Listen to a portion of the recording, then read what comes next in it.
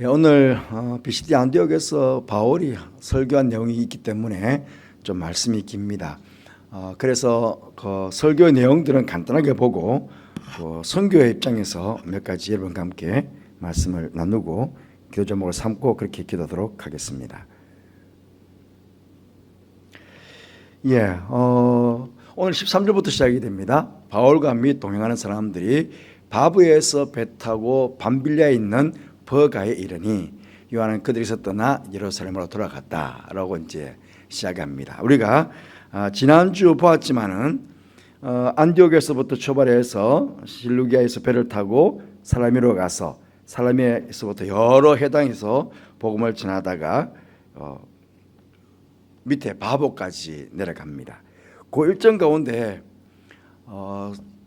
여러 회당에서 복음을 전했지만은 믿는 자들이 없었습니다. 그러면 분명히 열매가 나타났다, 많은 믿는 자들이 주께로 돌아왔다, 이런 표현들이 있어야 될 텐데 그게 없었습니다. 그러니까 첫 전도 여행은 그렇게 쉽지 않았을 거다.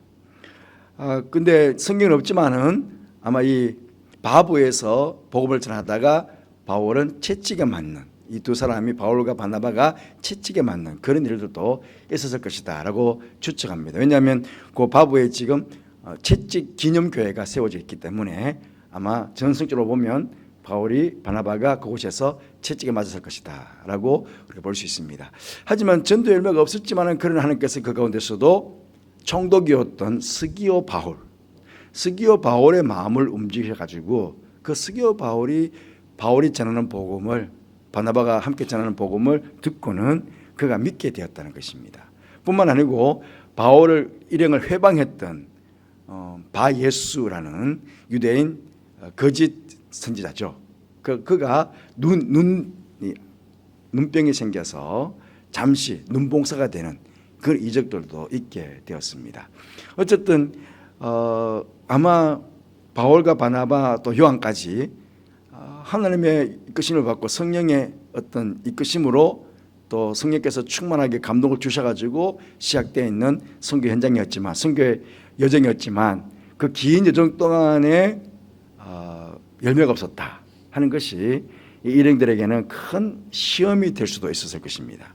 하지만 그 가운데서 서기오 바울이 믿게 되는 것, 그게 아마 이 전도 현장에서 한 열매를 얻게 되었으니까 그게 조금은 실망 가운데서도 위로가 되었을 것이다 하는 것이죠. 그런데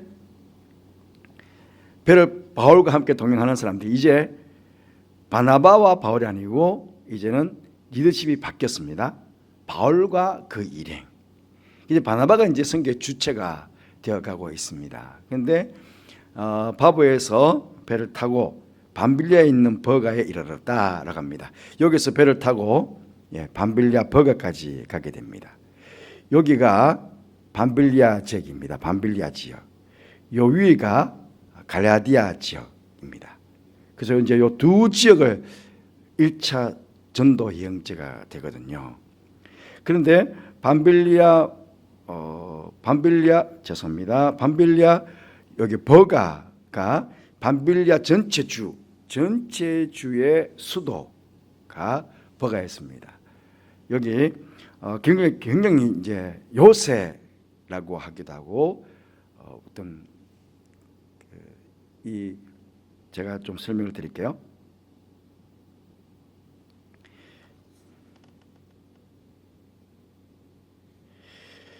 여기 버가 중심해 가지고 여기가 이렇게 토레스 산맥이 있습니다. 토레스 산맥이 있기 때문에 천의 요새 이 버가가 내륙으로부터는 공격해 오기가 쉽지 않습니다. 뒤에 가서 다시 한번 설명을 드리겠지만 토레스 산맥이 최고봉이 3,700m 이상 되고 평균이 1,000m 이상 되는 고지로만 이루어져 있습니다. 그러니까 북쪽에서부터 남쪽으로 쳐들어오기는 쉽지 않고 해안만 방어를 잘하면 되었습니다. 그러니까 옛날에는 해적들이 많았잖아요. 어쨌든 해적들만 잘 방어하면 되도록. 그래서 이 버가라는 뜻이 망대라는 뜻도 있답니다. 그래서 여기 보면 버가 신에 보면 이렇게 우뚝 솟아 있는 게 보이죠? 그것처럼 이렇게 해안 쪽으로 망대를 세워가지고 멀리서부터 해적들이 오는 것, 그걸 빨리 캐치해서 방어만 하면 그런 되는 곳이었습니다. 그런데 이 전체 베드니아 지역의 수도가 굉장히 크죠. 그때 그 당시에 굉장히 큰 도시였는데도 불구하고 분명히 버가까지 와가지고 복음을 전했을 거거든요. 그런데 여기서도 믿는 자가 죽기로 돌아왔다는 말이 없어요. 믿는 자가 죽기로 돌아온 게 없는데 요한이 그냥 떠나가 버리는 거예요. 마가 요한이죠. 요한의 이름 뜻이 뭘까요? 하나님은 은혜로우시다는 그 뜻이거든요. 그러니까 하나님을 잘 믿는 믿음의 청년이었는데, 그런데 아니 중간에 그냥 돌아가 버리는 거예요. 그래서 성경학자들이 뭐 때문에 돌아갔을까? 고향이 그리워서 향수병이 생겼을까? 아니면 외삼촌 바나바가 안디옥 교회의 지도자였고, 또 바나바가 중심에서 선교 앞서 가는 리더가 되어서 가야 되는데, 이게 리더십이 바뀌어버리고 바울이 앞서가니까 거기에 대해서 기분이 나빠서 돌아갔었을까 수도 있고요. 아니면 전도를 계속하고 있는데 벌써 지금 몇백 킬로를 지나왔잖아요. 꽤 먼 거리를 지나왔거든요. 그런데 전도 열매가 없으니까 실망이 돼가지고 스스로 돌아갔을 수도 있고, 그리고 환경 자체가 이제 이 버가만 넘어가면 고산지대, 엄청난 고산지대를 넘어가야 됩니다. 그러니까 떡 막혀서 저걸 지나가려니, 저 산맥을 넘어가려니 그 환경 자체가 내가 이렇게 고생해서 갈 이유가 있을까 싶기도 하고 해서 아마 어쨌든 포기하고 전도를 포기하고 돌아가 버리게 됩니다. 이런 상황에서 어찌 보면 바울과 바나바는, 여러분 이게 한 사람이, 이 마가 요한 자체도 왜냐하면 굉장히 의지가 되는 사람이었잖아요. 예수님 당시부터 자신의 집을 교회터로 내어놓고 기도처로 내어놓고, 그래서 기도도 하고 또 경제적으로도 좀 잘 사는 사람이었으니까 물질적으로도 도움이 되었고, 그러면 선교 현장에서 물질적으로 도움이 된다는 것, 이것도 굉장히 힘이 되거든요. 물론 바나바나 바울도 그렇게 가난하진 않았습니다. 그럼에도 불구하고 어떤 요한이 가지고 있었던 그런 힘이 있었기 때문에 뭔가 모르게 바나바나 바울이 이 요한을 좀 의지하면서 그렇게 같이 갔을 거거든요. 근데 그냥 돌아가 버리니까 아마 바울이나 바나바에게는 큰 실망이 되었을 거예요. 낙심도 되기도 하고. 그래서 나중에 바나바와 바울이 싸워서 갈라지는 결정적인 이제 이유가 되는데, 바울이 그만큼 마가는 절대로 들어갈 수 없다고 2차 때는 말할 정도로 그때 아마 실망이 굉장히 컸던 것 같거든요. 그러니까 어쩌면 우리가 두 부류 아닙니까? 선교를 하러 가는데, 전도하러 가는데, 조금 낙심이 좀 힘들어졌다고 요한처럼 포기할 거냐, 아니면 더 나아갈 거냐, 이 부분이거든요. 그런데 마가 요한은 그냥 그 자리에서 그냥 포기해버리고, 이제 14절에 보면 이들은 더 나아갔다, 그렇게 이제 표현을 쓰는데요. 이 토로스 산맥 자체가 3,700m 최고봉이 그렇습니다. 그러니까 바울이 나중에 고린도서 11장에서 자기 이제 선교를 막 돌아보잖아요. 돌아볼 때 강도 위험도 있었다, 춥고 배고프고 헐벗음이 있었다라는 그런 표현들이 나오는데, 그런 표현들이 아마 여러 군데서 있었지만은 이 토레스 산맥을 넘어갈 때에 그때가 제일 힘들지 않았을까. 그리고 넘어갔는데 비시디 안독도 마찬가지. 비시디 안독이 내륙 지역인데 거기도 굉장히 엄청난 추위가 그 내륙에 있었다고 그러더라고요.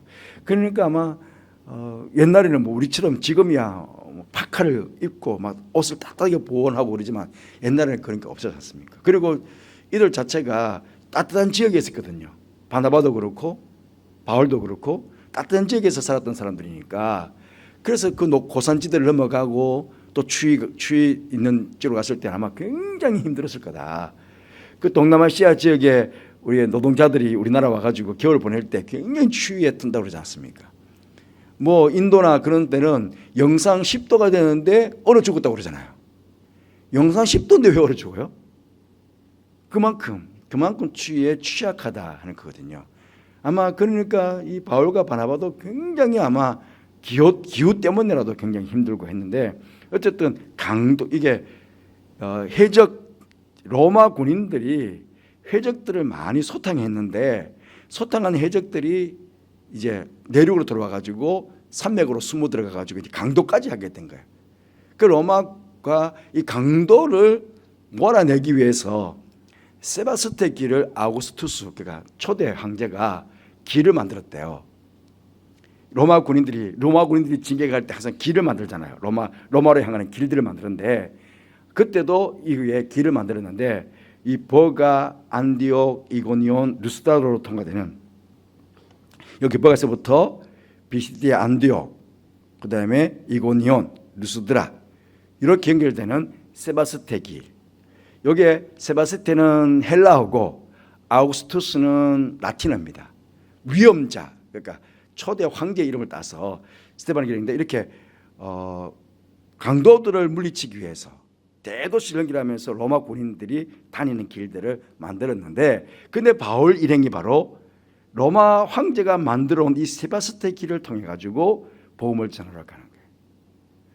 큰 대도시 중심하고 또 로마가 닦아놓은 길을 따라서 그렇게 이제 이동하는 그런 모습들을 보게 됩니다.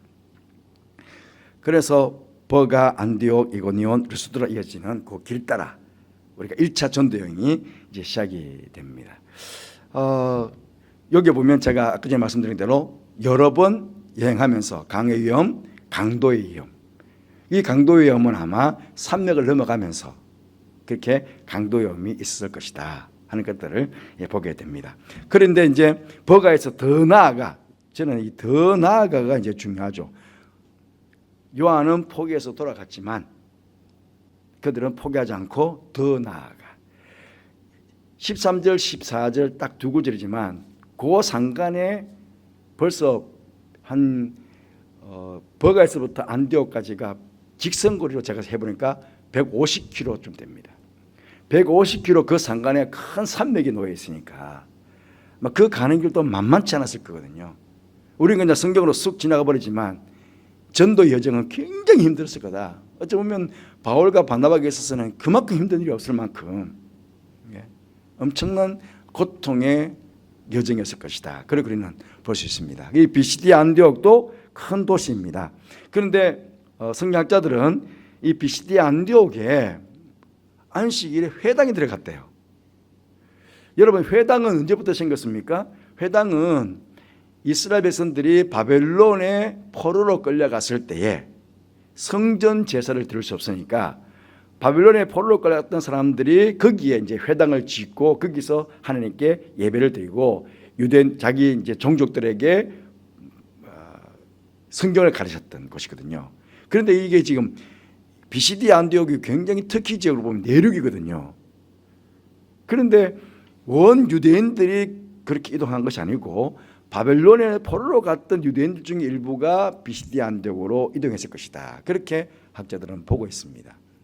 그러니까 유대인들, 지금 이스라엘 땅에 있었던 유대인들이 바퀴를 피해서 간 것도 아니고 어쨌든 바벨론의 포로로 끌어갔던 사람들이 거기에 머물지 않고 얼마가 많은 사람들이 이동해 갔는데 그들이 바로 비시디아 안디옥에도 머물게 되었다. 그렇게 이제 보게 되는 거죠. 그리고 거기도 이제 유대인들이 갔으니까 먼저 회당을 세운 거죠. 그러니까 이제 바울 일행도 항상 먼저 회당에 먼저 간다 그러죠. 큰 도시로 가서 먼저 회당에 들어가서 먼저 유대인들에게 먼저 복음을 전하는데, 이미 바벨론 시대 때부터 계속 회당에서 그들이 교육을 받았으니까 무슨 교육을 잘 받았습니까? 성경 교육을 잘 받았죠. 유대인들은 성경에 대해서 잘 알고 있습니다. 그러니까 바울도 오늘 말씀 쭉 보시면 처음부터 구약에서부터 쭉 맥을 이어가지고 하나님께서 어떻게 해가지고 출애굽시켜가지고 그다음에 사사를 두시고 그다음에 이어가지고 사울 왕을 두고 사울 왕을 패해가지고 다윗 왕을 두셨는데 다윗 왕에게 약속했는데 그 약속의 아들로 예수가 태어났다. 그리고 시편의 여러 가지 예언의 말씀처럼 예수님께서 죽으셨지만 쓰러지지 아니하고 그렇게 부활하셨다까지 오늘 전체 설교는 그 내용이거든요. 그러니까 그 양반들은 이게 비시디 안디옥 사람들은 유대인들은 들으면 성경을 다 알고 있으니까 그렇구나 그렇구나. 그런데 성경은 그 예언들이 예수라고 이렇게 되는 거거든요. 분명히 구약의 말씀을 알고 있어. 자기들이 회당에서 계속 배웠으니까 알고 있는데 그 알고 있는 내용을 가지고 이 바울이 지금 어떻게 생각하냐면 이 바로 그렇게 성경에서 구약에서 하셨던 그 모든 말씀이 바로 누구냐? 예수에 대한 말이었다. 그래서 하나님의 약속대로 이렇게 예수가 오셨다고. 오셔서 그 성경의 예언대로 시편의 그 예언대로 예수님께서 죽으셨지만 썩지 않고 그냥 부활하셨다고. 그렇게 이제 유대인들이 놀라죠. 야, 이게 뭐 이런 말씀이 있냐? 그러니까 다음 주일에도 또 와서 또 이야기해 달라고. 여기서부터 이제 복음의 문이 열려가기 시작한 거예요. 그렇게 얼마나 많은 시간이 지났을까요? 꽤 많은 시간도 지나고 먼 거리까지 갔는데 그 힘들게 300까지 넘어가서 가니까 포기하지 않고 가니까 하나님께서 드디어 이 바울과 바나바에게 전도의 문을 이제 열어주시는 거예요. 부흥의 문을 열어주시는 거예요. 그래서 여기 유대인들이 이걸 듣고는 야, 참 이 대단한 말씀이다. 다음 주에 와서 또 전해주세요. 그래서 말씀에 귀를 기울이게 되고 구약에 대한 말씀이 아니고 그 구약을 해석한 신약의 말씀으로 이어지게 된 것입니다. 그래서 보십시오. 다윗을 왕으로 세우시고 정언하 이르시되 내가 이새의 아들 다윗을 만나니 내 마음이 맞는 사람이라. 이게 사무엘상의 말씀이거든요. 그 내 뜻을 다 이루리라 하시더니 이 하나님의 약속대로 이 사람이 후손에게서 이스라엘을 위하여 예수가 났다. 그렇게 말하니 분명히 다윗 왕을 알고 있는데 하나님께서 다윗 왕에게 주셨던 그 약속의 그 말씀 자체가 바로 그 구약의 말씀이 예수에 대한 말씀이었구나. 그렇게 이제 해석이 되는 거죠. 자기들이 지금까지 이 해석을 들어본 적이 없을 거 아닙니까? 메시아가 올 것에 대한 이야기는 들었지만 구약에 오실 메시아에 대한 예언이니까 그걸 들었지만 이렇게 바울이 해석하는 건 처음 들어보지 않겠습니까? 여러분, 그래서 우리가 신구약 말씀을 많이 배워야 됩니다. 배우고 온전히 알아야 됩니다. 우리가 말씀을 온전히 알지 못하면 거짓 선자에게 속습니다. 온전히 알지 못하면 예수를 세웠다고 그러니까 이 예수가 자칫하면 이만해가 되기도 하고 엉뚱하게 통일교 문선명이 되기도 하고 그렇습니다. 우리가 말씀을 분명히 잘 알아야 됩니다. 바르게 알아야 됩니다. 바르게 배워야 됩니다. 그래서 정확한 해석이 나와야 되는데 그 해석 자체가 엉망이 되어버리면 이단이 되거든요. 그래서 우리는 말씀을 배울 때 잘 배워야 되고요. 신구약 말씀이, 구약의 말씀이 정확하게 언약의 말씀이 해석되어 가지고 신약의 말씀으로 와 있다는 것을 우리가 바울처럼 이렇게 정확하게 말씀 알아야 된다. 그래서 말씀 읽을 때도 잘 읽어야 되고요. 잘 배워서 그렇게 우리는 오늘 말씀의 삶을 살아가야 되겠습니다. 그런데 이제 복음의 문이 막 열어지니까 많은 사람들이 와서 말씀을 듣고 믿게 되니까 이제는 누가? 예수에 대해서 싫어하는 자들이 있지 않겠습니까? 마귀가 싫어하니까. 근데 유대인들이 그 무리를 보고 시기가 가득했다. 그 누가 충동질하는 겁니까? 그 마귀가 충동질하는 거죠. 여러분, 항상 하나님의 역사가 있는 곳에는, 하나님의 일이 있는 곳에는 언제나 마귀의 역사도 함께 간다는 것을 우리가 잊으면 안 됩니다. 가만두지 않죠. 공중권세 잡은 자가 자기가 권세를 딱 잡고 있는데, 자기가 이 땅을 딱 지배하고 있는데 그 지배하고 있는 땅을 자꾸 누군가가 빼앗고 있으니까 어떻게 그걸 가만두겠습니까? 지금까지는 비시디 안디옥은 자기가 터였어요.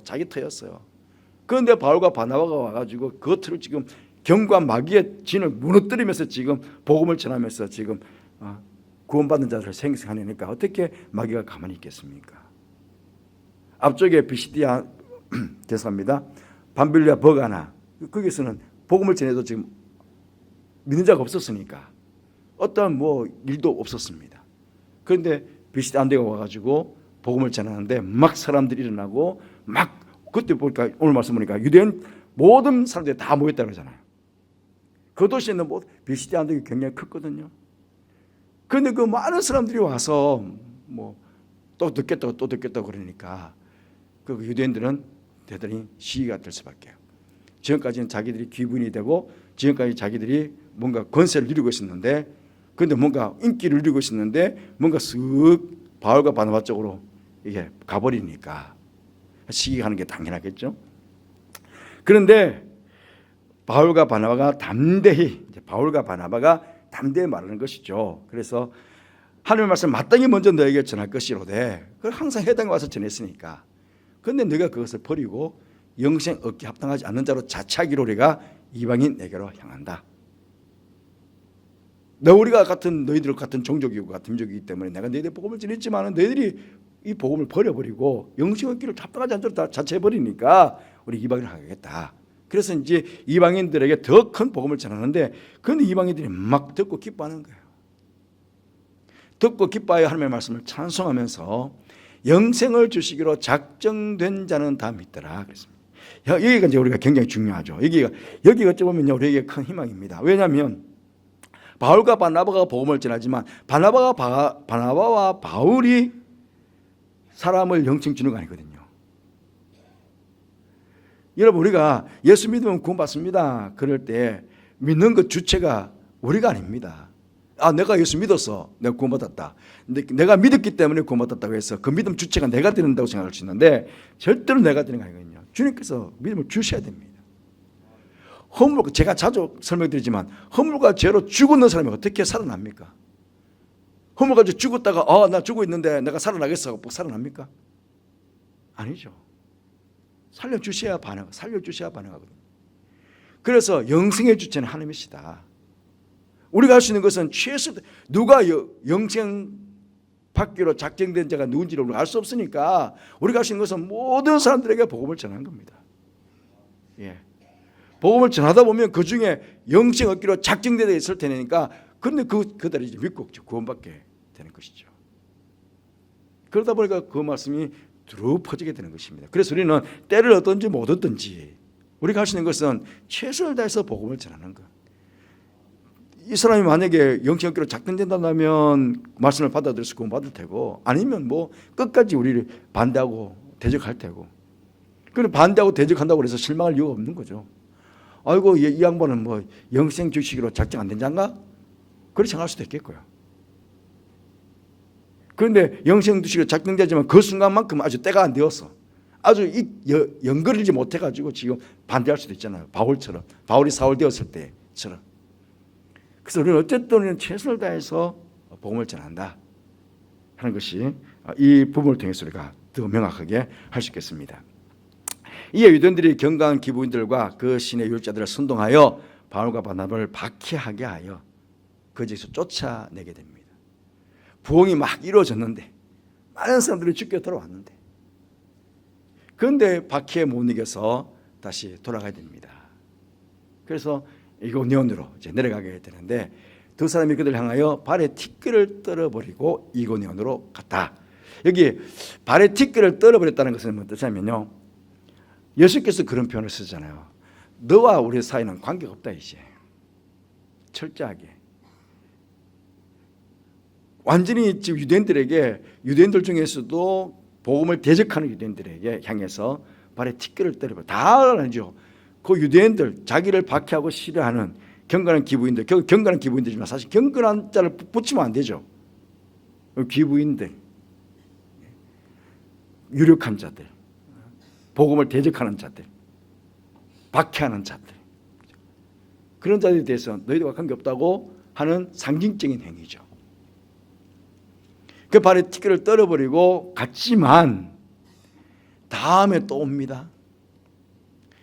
그래서 그 순간 너희와 내 사는 관계없다고 발에 티끌을 떨어버리지만 그걸 끝내면 안 됩니다.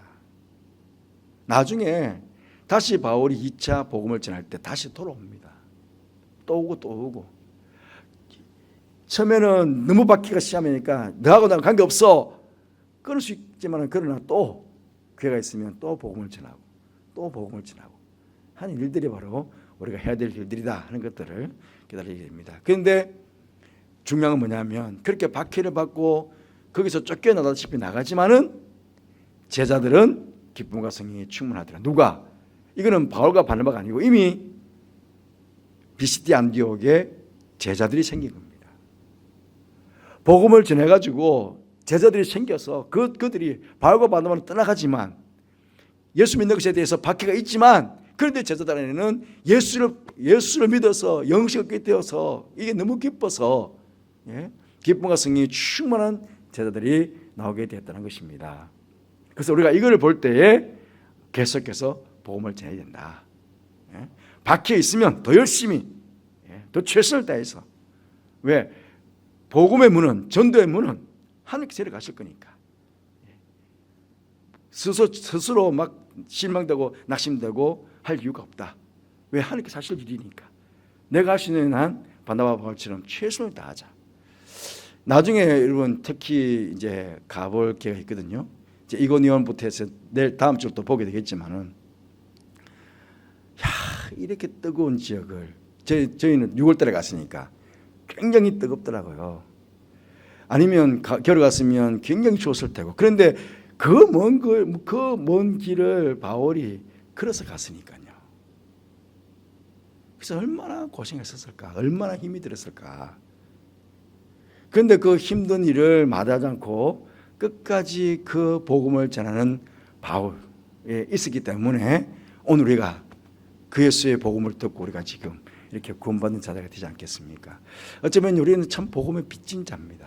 복음의 빚진 자. 그 복음의 빚진 자로서 우리가 할 수 있는 것은 우리도 최선을 다해서 어쨌든 시간이 되면 복음을 전하는 일에 최선을 다해야 되겠다 하는 것들을 바울을 통해서 바나바를 통해서 다시 한번 깨닫게 됩니다. 우리가 오늘 함께 기도했으면 좋겠는데요. 어떤 상황 가운데서도 굴하지 않고 주의 복음을 전하게 해주시기를 낙심하거나 실망하지 않고 또 구약과 신약에 계시된 하나님의 말씀을 부지런히 배워서 온전히 알게 해주시기를 그렇게 우리 기도하십시다. 그리고 이제 9월이 시작되었습니다. 그동안 많이 쉬었는데요. 9월부터 시작되는 모든 교회 사역에 성도들의 적극적인 섬김과 참여가 있게 해주시고 하늘의 영광을 돌리게 해주시기를 기도하십시다. 당장 이번 주부터 불의 지파 구역 예배와 찬양제가 있고 그다음에 그 다음 주는 장리 기념줄이 있습니다. 또 5회 찬양 예배가 있고 가을 저녁 기도가 됐습니다.